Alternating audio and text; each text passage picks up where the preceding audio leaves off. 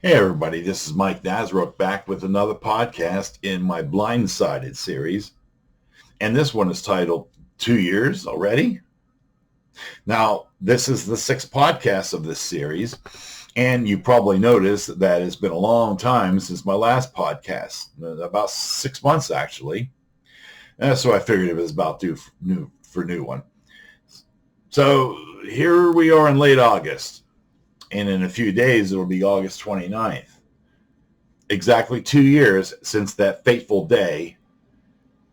And kind of recapping here, that was when I was experiencing excruciating pain in my left foot and lower leg, drove myself to the hospital ER, where it was discovered that I had this seemingly unheard of blood disorder, which filled my left foot and lower leg with blood clots, which ultimately led me to an experience, a 9-week hospital stay, with the highlight of that being the amputation of my left leg about 2 inches above my knee on September 23rd, 2022. Now, it should go without saying how this whole experience of 2 years ago has totally turned my life upside down and sideways, much so that I will never forget those days for the rest of my life. I mean, how could I possibly forget, right? With being reminded on a daily basis every time I look down at where my left leg once was, and with trying to go about my day in a wheelchair in my house or with my prosthetic leg on when I venture outside my house. Now, these reminders will always be there pretty much for the rest of my life. Now, what I've really found interesting is that when I've told physical therapists, doctors, and other people about these life-changing dates, excuse me, that I experienced 2 years ago now, most of them seemed amazed that I remember those dates. They've told me that there aren't too many people that have kept track of the dates that they lost their limbs. And that there amazed me every time I heard them say that. I mean, how can you possibly ever forget the day you entered a hospital for such a long stay as I did, and to have a major part of your body removed, cut off and taken away, never to be seen again? All because of getting this freak of a blood disorder that I've never heard of before. A part of my body that I've had for nearly 65 years. I mean, hell no, I'm never going to forget it. Even though the anniversary dates of August 29th and September 23rd makes me feel depressed for obvious reasons, there are few people, as I have found out when I told folks about last year's first anniversary, who don't exhibit much compassion towards my feelings, even from people who I'm close to and who I thought I could count on to show me a little love during my time of being depressed. Now, most did, but one person actually had the audacity to say, "Oh, boo-hoo, Mike, what do you want, a pity party? Shit like what happened to you happens to people every day." Well, this really blew my head. And I remember replying to that person, "Yeah, well, it's not every day you have somebody close to you that gets their fucking leg amputated." And then another said, "Yeah, well, life goes on, right?" I mean, these remarks hurt me more than they will ever know. So this year, as well as in future years going forward, I'm not going to say anything to any of them. What I have discovered, though, over the past 2 years is that a lot of total strangers, people I've never met, go out of their way to be nice to me and offer to help me out with everything from holding open the door to enter businesses, or offering to help carry out my groceries at the supermarket, or to just simply say, "Hey, how are you today?" I mean, this is far more better treatment than how some people I know really well will offer to me. And sadly, that even goes for some family members too. A good many of those I know act like I dropped off the face of the earth or something, like I no longer exist. And I've noticed more and more of this in the past 2 years. I mean, I don't need to be held and cried over or coddled or wish that anybody has that pity party for me. I'm not groveling for attention either. I mean, they all know that I'm not like that. But will it freaking kill them to pick up their phones and give me a call once in a while and say, "Hi, how are you, Mike? It's been a while since I've talked to you. And what's been going on?" Or even a call to ask if they could stop by my house to see me. Spend a little time with me. Now, I do understand that these folks have jobs and families, and I know that all of that needs their attention. I mean, I totally get that, right? But it would be a really big lift for me if they would just talk to me, There have been many days that have gone by that I've sat in my house here, bored out of my mind, and just staring out the screen door, wondering what the rest of the world is doing. And other than my wife talking to me when she's home, I don't talk to a single person. I mean, I like to stress again that I am not ball babying here. But it almost seems like ever since I had my amputation, I've been gradually more avoided, like I have some kind of filthy plague or something. Or maybe since I no longer have a left leg, I'm some kind of fucking derelict that is useless and has no worth, because I'm really not able to do a whole lot of anything for anybody like I used to be able to do. Look, I'm sorry about the gloomy thoughts that I just went on a rampage with, but this is what goes on inside my head. And this is pretty much every day. And you would probably think the same shit if you were in my shoes. Well, I guess I should say shoe. But enough of that. I want to talk to you about some of the progress I've made since my last podcast in February. First thing is that I got a phone call from my primary care doctor's office yesterday regarding the blood work I had done last week. Now, if you recall, I had an issue last year where it was determined that I was pretty much on the doorstep of being a full-blown diabetic.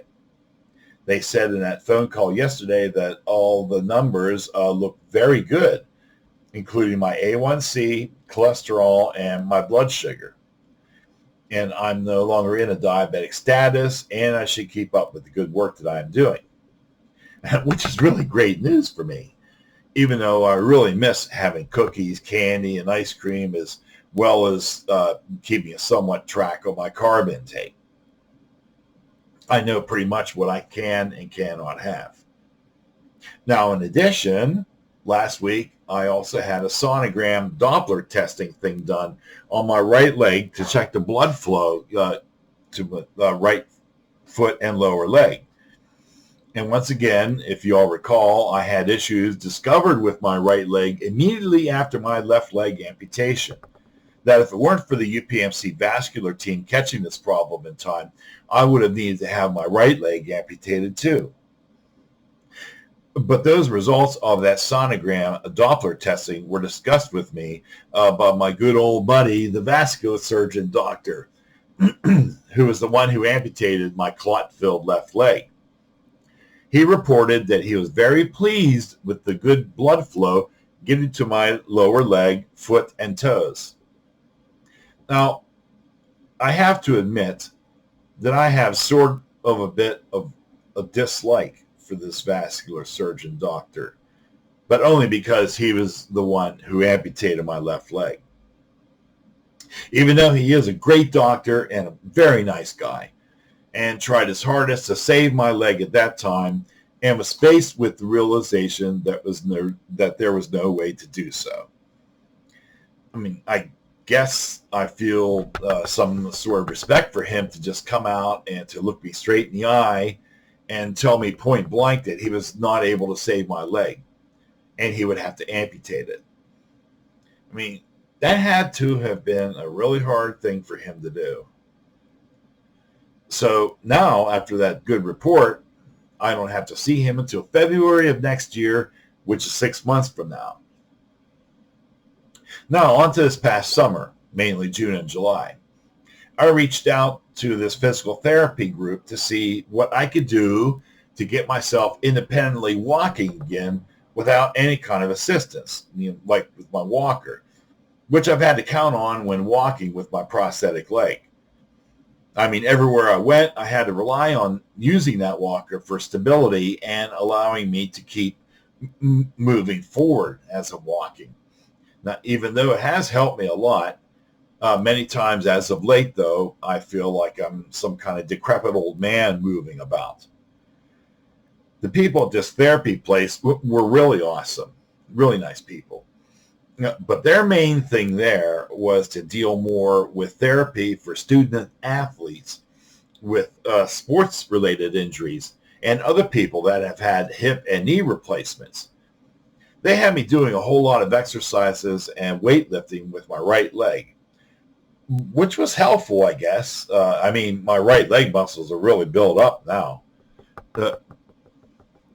But had relatively little help in me learning to walk independently with my prosthetic leg. Now, walking with the prosthetic leg is not as easy as one would think it would be. I was thinking that after a year and a half of having it, that I would be walking independently by now, but I guess that's not going to be the case with me. They did have me going with a handled cane, which was good. But on the final allotted day of my 8-week-long therapy, I was introduced to a pair of arm cuff crutches that they had at the therapy facility, which were amazing. I mean, I jetted all around their place, and the therapists there were amazed that I had never used these forearm crutches before. So on that day, after I said my goodbyes to the therapist gang, and when I got home, I ordered a pair of these crutches off eBay. Now, I've been practicing with those arm crutches, and it's going to take some time to be good with them. In some cases, I have to have the resort to using the walker, especially if I go somewhere I've never been to before or not familiar with, or when I can't remember their accessibility configuration. Now, hopefully by the next podcast, I'll be able to report that I am totally free from using the walker, or maybe even free from using the arm cuff crutches. I guess we'll see.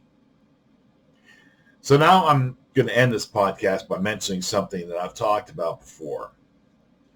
And that would be that nearly every day in prayer, a lot of times in the morning while I'm sitting on the edge of my bed after waking up, I ask God to please provide me with just a smidgen of his awesome grace and wisdom to try to help me understand the purpose of allowing this really debilitating thing to happen to me. Because no matter how hard I try, I just can't make sense out of any of it. I mean, I really don't get why God blessed me to be born nearly 67 years ago with 2 arms and 2 legs and go through my whole life until I'm 65 years old and decides to take a leg from me. I mean, I thought God was supposed to be kind and merciful, and quoting Psalm 91 from the Bible, will protect me from harm under his wings. So, I tend to ask myself sometimes, so what kind of God allows shit like this to happen for no apparent reason at all? Now, a lot of folks have said to me, for the same reason God allows all bad things to happen to good people. So I'm supposed to be satisfied with that answer? Well, okay, what is that reason? And even though it's been nearly 2 years since the amputation, I still look down and simply have a really hard time believing that my left leg, 2 inches from above where my knee once was, and continuing down the rest of the way, is gone. Gone. And it's never coming back. Now, people have told me, well, you just have to learn to accept that your left leg is gone. And my answer to that is, oh yeah? Exactly how do I do that? I've never been given a response. I guess I sort of feel silly expecting one. Well, that's going to do it for this podcast. Please leave suggestions or comments below. Hit the like button and please subscribe if you want. So next time, we'll see you. Bye.